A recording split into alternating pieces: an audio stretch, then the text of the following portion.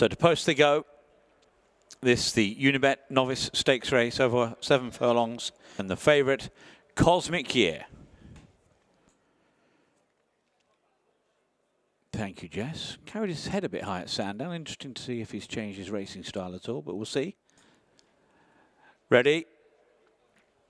And they're off and racing.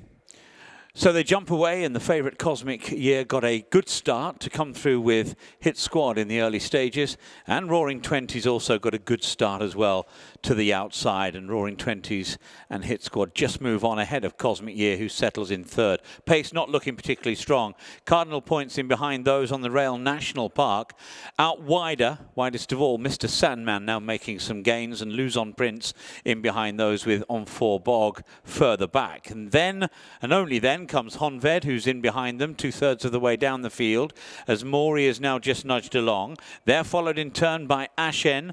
Ashen has got a couple behind. Inca Trail, one of them. Environment is the other, as they begin the turn for home. Just outside the final 3 furlongs now in this Unibet Novice Stakes race, the hot favourite Cosmic Year in 3rd place as they turn into the straight. Roaring Twenties in the stripes, Hit Squad on the far side rail. Plenty of room for Cosmic Year down the outside of them, as National Park is next, but being pushed along. Then comes Mr. Sandman into 5th place. On 4 Bog is next, then Luzon Prince, and then a lot of work for Honved to do as they now race down to the final furlong, and it's Cosmic Year who has quickened up sharply.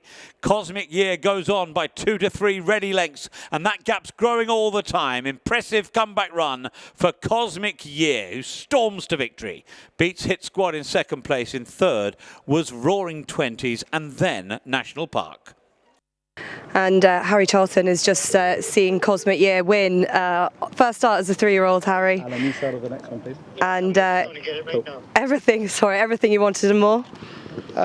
Yes, I think as much as we could have hoped for. We kind of knew, looking at the race, and there was no pace. You know, there was nothing that had run that was definitely going to make the running. But we weren't going to make the running because we weren't going to learn anything if we did.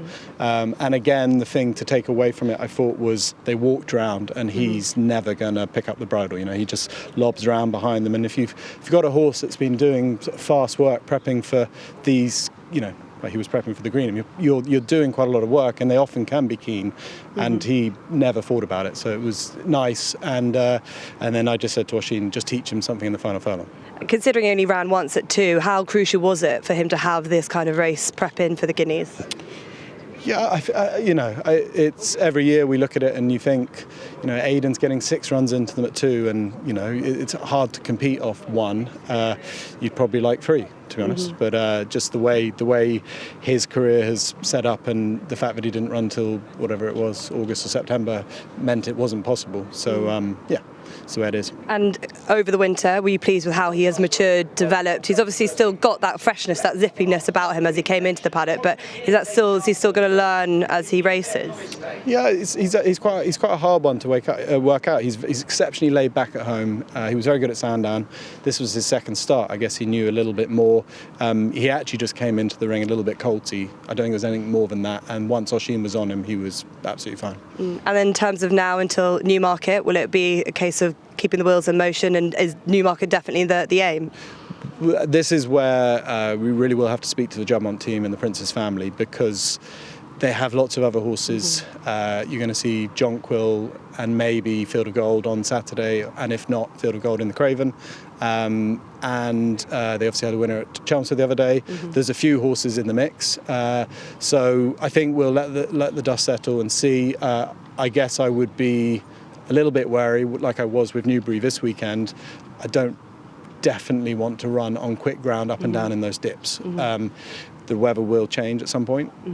We're in England, but if it went like this through this month, it feels like it would be a bit of a tough ask. The French Guineas, could that be an option either? There are, yeah. I think you've got the French Guineas, you've got the Irish Guineas, and if when I talk to Oshin, he says, oh, you know, you maybe need a little bit more time, there are different routes into Ascot. So we'll see. We'll talk to the team and the Princess family and see what they want to do. And it's a family that your father, you and your father have nurtured so well. Time Test being an obvious relation, who actually got better with a bit further. Do you feel like he's got more Kingman in him? What is he like in terms of him compared to the family?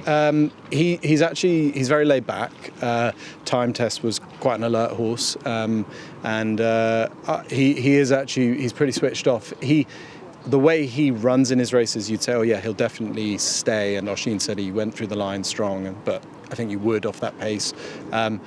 His action doesn't suggest to me that he's going to stay 10. He has that action that can.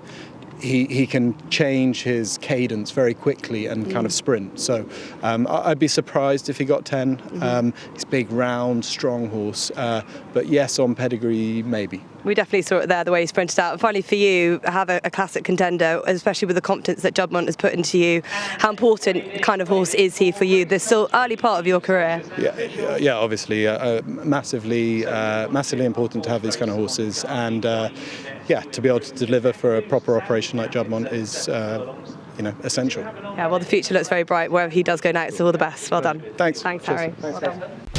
Watch live racing now on racingtv.com.